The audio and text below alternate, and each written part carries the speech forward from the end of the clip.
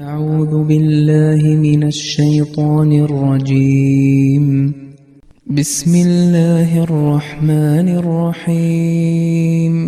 أو كالذي مر على قرية وهي خاوية على عروشها قال أنى يحيي هذه الله بعد موتها فأماته الله 100 عام ثم بعثه قال كم لبثت قال لبثت يوما أو بعض يوم قال بل لبثت 100 عام فانظر إلى طعامك وشرابك لم يتسنه وانظر إلى حمارك ولنجعلك آية للناس وانظر إلى العظام كيف ننشزها ثم نكسوها لحما فلما تبين له قال أعلم أن الله على كل شيء قدير. അസ്സലാമു അലൈക്കും വറഹ്മത്തുള്ളാഹി വബറകാതുഹു. സൂറത്തുൽ ബഖറയിലെ 260-ാമത്തെ വചനമാണ് നിങ്ങളിപ്പോൾ ഇവിടെ ശ്രവിച്ചത്. അതിൻ്റെ അർത്ഥം ഇപ്രകാരമാകുന്നു: അല്ലെങ്കിൽ ഒരു പട്ടണത്തിലൂടെ നടന്നുപോയവൻ്റെ സ്ഥിതി പോലെ അത് അതിൻ്റെ മേൽത്തട്ടുകളുടെ മേൽ വീണു തകർന്നു കിടക്കുകയായിരുന്നു. അദ്ദേഹം ചോദിച്ചു, ഇതിൻ്റെ നാശത്തിനു ശേഷം അള്ളാഹു എപ്പോഴാണ് അതിനെ പുനരുജ്ജീവിപ്പിക്കുക? അങ്ങനെ അള്ളാഹു അദ്ദേഹത്തെ 100 കൊല്ലം മരിച്ച നിലയിലാക്കി. പിന്നെ അവൻ അദ്ദേഹത്തെ എഴുന്നേൽപ്പിച്ചു ചോദിച്ചു, നീ എത്ര കാലം കഴിച്ചുകൂട്ടി? അദ്ദേഹം പറഞ്ഞു, ഞാൻ ഒരു ദിവസമോ അല്ലെങ്കിൽ ഒരു ദിവസത്തിൻ്റെ അല്പം ഭാഗമോ കഴിച്ചുകൂട്ടി. അള്ളാഹു പറഞ്ഞു, പക്ഷെ നീ 100 കൊല്ലക്കാലം കഴിച്ചു കൂട്ടിയിട്ടുണ്ട്. നിന്റെ ആഹാരപാനീയങ്ങൾ നോക്കുക, അവ ജീർണിച്ചിട്ടില്ല. നിന്റെ കഴുതയെയും നോക്കുക. നിന്നെ മനുഷ്യർക്കൊരു ദൃഷ്ടാന്തമാക്കുന്നതിന് വേണ്ടിയാണിത്. അസ്ഥികൾ നോക്കുക, നാം എങ്ങനെയാണ് അവ പരസ്പരം ഘടിപ്പിക്കുകയും പിന്നെ അതിൽ മാംസം പിടിപ്പിക്കുകയും ചെയ്യുന്നത് എന്ന്. അങ്ങനെ അദ്ദേഹത്തിന് ഈ യാഥാർത്ഥ്യം വ്യക്തമായി മനസ്സിലായപ്പോൾ, അള്ളാഹു സർവശക്തനാണെന്ന് ഞാൻ അറിയുന്നു എന്ന് അദ്ദേഹം പറഞ്ഞു. ഈ ആയത്തിൻ്റെ വിശദീകരണം ഹസ്രത്ത് ഖലീഫത്തുൽ മസീഹ് സാനി റളിയല്ലാഹു തആല അൻഹുവിൻ്റെ തഫ്സീർ കബീറിനെ ആസ്പദമാക്കിയാണ് നാം ചർച്ച ചെയ്യാൻ പോകുന്നത്. സാധാരണയായി ഖുർആൻ വ്യാഖ്യാതാക്കൾ ഈ ആയത്തിനെ വിശദീകരിക്കുന്നത് ഇത് ഉസൈർ നബിയുടെ സംഭവമാണെന്നാണ്.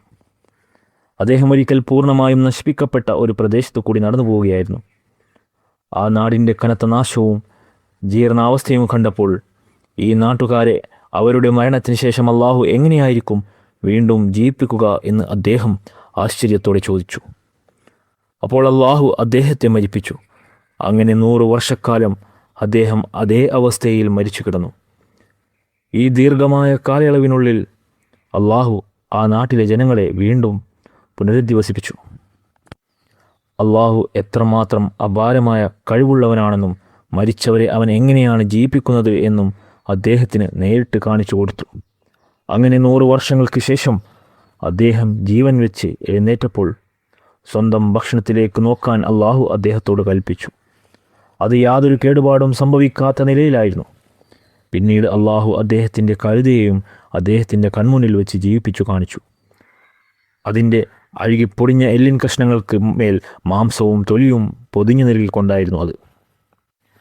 എന്നാൽ മുഫസ്സിറുകൾ വിശദീകരിക്കുന്ന അതേ രൂപത്തിലാണ് ഈ സംഭവം യഥാർത്ഥത്തിൽ നടന്നതെങ്കിൽ ഈ ആയത്തിൻ്റെ തന്നെ പല ഭാഗങ്ങളും ആ വാദത്തെ അടിസ്ഥാനരഹിതമാണെന്ന് തെളിയിക്കുന്നുണ്ട്. ഈ വ്യാഖ്യാനത്തെ ഖണ്ഡിക്കുന്ന ഒന്നാമത്തെ കാര്യം അന്നാ യുഹ്യീ ഹാദിഹില്ലാഹു ബഅദ മൗതിഹാ എന്ന ഖുർആനിക വചനമാണ്. അതായത് ഇതിൻ്റെ സമ്പൂർണ്ണ നാശത്തിന് ശേഷം അള്ളാഹു ഇതിനെ എങ്ങനെ പുനരുജ്ജീവിപ്പിക്കും എന്നുള്ള വചനം. ആ പ്രവാചകൻ്റെ ചോദ്യം ആ നാടിനെക്കുറിച്ച് മാത്രമായിരുന്നു എന്നും അള്ളാഹു അതിനെ എങ്ങനെ പുനരുജ്ജീവിപ്പിക്കും എന്നതായിരുന്നു അദ്ദേഹത്തിൻ്റെ ചിന്തയെന്നും ഈ വാക്കുകൾ സ്പഷ്ടമാക്കുന്നു. അല്ലാതെ മരിച്ചവർ എങ്ങനെ ജീവിപ്പിക്കപ്പെടും എന്നതായിരുന്നില്ല അദ്ദേഹത്തിൻ്റെ ചോദ്യം. ഒന്ന് ചിന്തിച്ചു നോക്കൂ. മരിച്ചവർ ജീവിപ്പിക്കപ്പെടുന്നതിനെക്കുറിച്ചായിരുന്നു അദ്ദേഹത്തിൻ്റെ സംശയമെങ്കിൽ അദ്ദേഹത്തിൻ്റെ കൺമുന്നിൽ ദിവസേന എത്രയോ പേർ മരിച്ചു വീഴുന്നുണ്ടായിരുന്നല്ലോ. ആളുകൾ മരിക്കുന്നതും അവർ പിന്നീട് ജീവിപ്പിക്കപ്പെടാതിരിക്കുന്നതുമായ കാഴ്ചകൾ ദിനം പ്രതി കാണുന്ന അദ്ദേഹത്തിൻ്റെ മനസ്സിൽ അന്ന് തകർന്നടിഞ്ഞ ആ നാടിനെ കണ്ടപ്പോൾ മാത്രം മരിച്ചവരുടെ പുനരുദ്ധാനത്തെക്കുറിച്ച് പെട്ടെന്നൊരു ചോദ്യം എങ്ങനെയാണ് ഉണ്ടാവുക? ഇനി അദ്ദേഹത്തിൻ്റെ ചോദ്യം ആ നാടിൻ്റെ പുനരുജ്ജീവനത്തെക്കുറിച്ച് മാത്രമായിരുന്നുവെങ്കിൽ, ഒരു നാട് മരിക്കുക എന്നാൽ അത് വിജനമായി നശിച്ചു പോവുക എന്നും, അതിന് ജീവൻ വെക്കുക എന്നാൽ അത് വീണ്ടും ജനവാസമുള്ളതായി മാറുക എന്നുമാണ് അർത്ഥമാക്കുന്നതെന്ന് സാമാന്യ ബുദ്ധിയുള്ള ആർക്കും എളുപ്പത്തിൽ മനസ്സിലാക്കാവുന്നതേയുള്ളൂ. ചുരുക്കത്തിൽ മരിച്ചവർ ഉയർത്തെഴുന്നേൽക്കുന്നതുമായി ഈ ചോദ്യത്തിന് യാതൊരു ബന്ധവുമില്ല. ഇനി രണ്ടാമതായി ഉദിക്കുന്ന ചോദ്യം ഇതാണ്: അന്ന എന്ന പദം കൊണ്ട് ഇവിടെ ഉദ്ദേശിക്കുന്നത് എത്ര കാലം കഴിഞ്ഞാണ് എന്നാണോ അതോ എങ്ങനെയാണ് എന്നാണോ? ഒരാളുടെ ചോദ്യത്തിന് മറുപടിയായി 100 വർഷം എന്നൊരു കാലയളവാണ് പറയുന്നതെങ്കിൽ ആ വ്യക്തിയുടെ ചോദ്യം എത്ര കാലം അല്ലെങ്കിൽ എപ്പോഴാണ് എന്നതിനെക്കുറിച്ചാണെന്നും അല്ലാതെ എങ്ങനെയാണ് എന്നതിനെക്കുറിച്ചല്ലെന്നും വളരെ വ്യക്തമാണല്ലോ. അങ്ങനെയല്ലെങ്കിൽ ഈ നാട് എങ്ങനെയാണ് ജീവൻ പ്രാപിക്കുക എന്ന ചോദ്യത്തിന് 100 വർഷത്തിന് ശേഷം ജീവൻ വെക്കുമെന്ന് മറുപടി നൽകുന്നത് തീർത്തും നിരർത്ഥകമല്ലേ? 100 വർഷം എന്ന വാക്കുകൾ സ്പഷ്ടമായി വ്യക്തമാക്കുന്നത് തന്നെ ചോദ്യം കാലത്തെക്കുറിച്ചായിരുന്നുവെന്നും മറിച്ച് അത് സംഭവിക്കുന്ന രൂപത്തെക്കുറിച്ചോ രീതിയെക്കുറിച്ചോ ആയിരുന്നില്ല എന്നുമാണ്. അതിനുശേഷം അള്ളാഹു പറയുന്നു, അതായത് അള്ളാഹു അദ്ദേഹത്തെ 100 വർഷം മരിപ്പിച്ചു കിടത്തി, പിന്നെ ജീവിപ്പിച്ചു. ഇപ്പോൾ ഇവിടെ ഉയരുന്ന വലിയൊരു ചോദ്യം അദ്ദേഹത്തോട് എന്തിനാണ് ഇങ്ങനെയൊരു സമീപനം സ്വീകരിച്ചത് എന്നതാണ്. മരിച്ചവർ എങ്ങനെയാണ് ജീവിക്കുക എന്ന് നേരിട്ട് കാണാനായിരുന്നു ഉസൈർ നബിയുടെ ആഗ്രഹമെങ്കിൽ അദ്ദേഹത്തെ തന്നെ കൊന്നിട്ട് വീണ്ടും ജീവിപ്പിക്കുന്നതിലൂടെ ആ ലക്ഷ്യം ഒരിക്കലും പൂർത്തിയാകില്ലല്ലോ. കാരണം താൻ മരിച്ചു കിടക്കുമ്പോൾ ഒരു മൃതദേഹം എങ്ങനെയാണ് ജീവൻ പ്രാപിക്കുന്നത് എന്ന് അദ്ദേഹത്തിന് എങ്ങനെ അറിയാൻ കഴിയും? ഇനി അദ്ദേഹത്തെ വീണ്ടും ജീവിപ്പിച്ചതിലൂടെ അള്ളാഹുവിൻ്റെ ലക്ഷ്യം പൂർത്തീകരിക്കപ്പെട്ടു എന്ന് വാദിച്ചാൽ തന്നെ പിന്നീട് പറയുന്ന വന്നുർ ഇലൽ ഇളാമി കൈഫ നുൻസിസുഹ എന്ന വാക്യത്തിന്മേൽ ശക്തമായ ഒരു ആക്ഷേപം വരുന്നുണ്ട്. അതായത് ആ എല്ലുകളിലേക്ക് നോക്കൂ, നാം അവയെ എങ്ങനെ എഴുന്നേൽപ്പിക്കുന്നു എന്ന വാക്യത്തിന്മേൽ ശക്തമായ ഒരു ആക്ഷേപം വരുന്നുണ്ട്. അതായത് അള്ളാഹുവിന് തൻ്റെ കഴിവിൻ്റെ ദൃഷ്ടാന്തം അദ്ദേഹത്തിന് കാണിച്ചു കൊടുക്കാനായിരുന്നു ഉദ്ദേശമെങ്കിൽ കഴുതയെ മാത്രം കൊന്ന് അതിനെ ജീവിപ്പിച്ചു കാണിച്ചു കൊടുത്താൽ പോലായിരുന്നു. എന്തിനാണ് അദ്ദേഹത്തെ തന്നെ 100 വർഷം മരിപ്പിച്ചു കിടത്തിയത്? സ്വന്തം മരണത്തിലൂടെ അള്ളാഹുവിന് മരിച്ചവരെ ജീവിപ്പിക്കാൻ കഴിയുമെന്ന് ആർക്കും നേരിട്ട് കണ്ടു മനസ്സിലാക്കാൻ സാധിക്കില്ലല്ലോ. അത് മറ്റൊരാൾ മരിച്ച് ജീവിക്കുന്നത് കാണുമ്പോഴല്ലേ അറിയാൻ കഴിയുക. അതിനെല്ലാം ഉപരി അള്ളാഹുവിന് അദ്ദേഹത്തിൻ്റെ കഴുതയെയും കൊല്ലണമായിരുന്നുവെങ്കിൽ പിന്നെ എന്തിനാണ് അദ്ദേഹത്തെ കൂടി കൊന്നത്?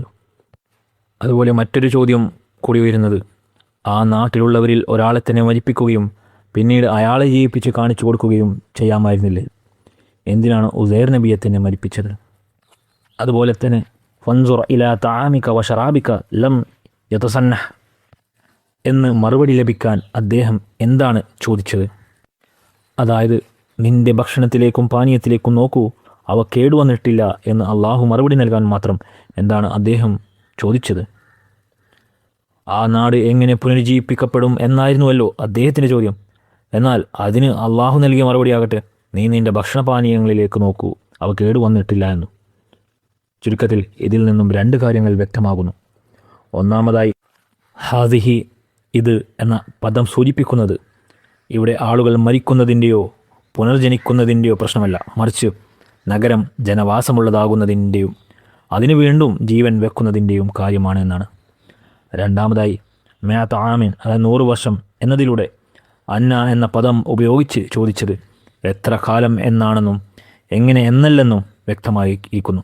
അതായത് ചോദ്യം എങ്ങനെ എന്ന രൂപത്തെക്കുറിച്ചല്ല, മറിച്ച് കാലത്തെക്കുറിച്ചായിരുന്നു, സമയത്തെക്കുറിച്ചായിരുന്നു.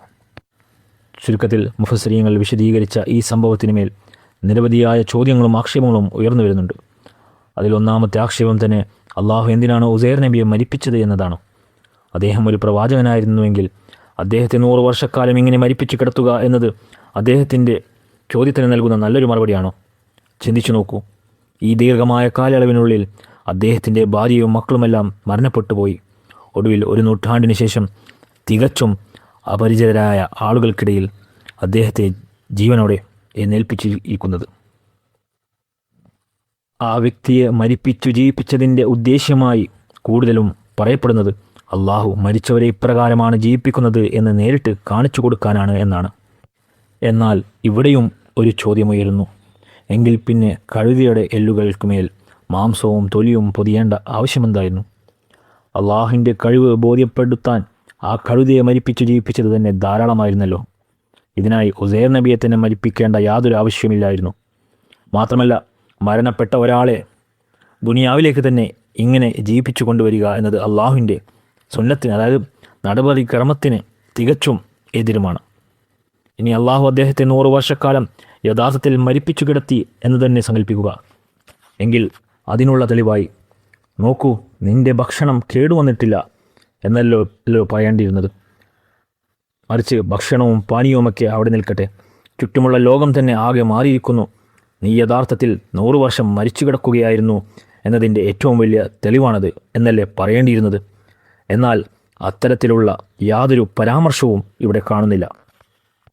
ഈ കാര്യങ്ങളെല്ലാം പരിശോധിക്കുമ്പോൾ നമുക്ക് മനസ്സിലാകുന്നത് മുഫസ്സിരീങ്ങൾ ഈ സംഭവത്തെ അവതരിപ്പിച്ച രീതി ശരിയല്ല എന്നുള്ളത് തന്നെയാണ്. ഇൻഷാ അല്ലാഹ് ഇതിൻ്റെ ബാക്കി ഭാഗം അടുത്ത ദർസുകളിൽ കേൾപ്പിക്കുന്നതായിരിക്കും. ജസാക്കുമുല്ലാഹു ഖൈറൻ. അൽഹംദുലില്ലാഹി റബ്ബിൽ ആലമീൻ.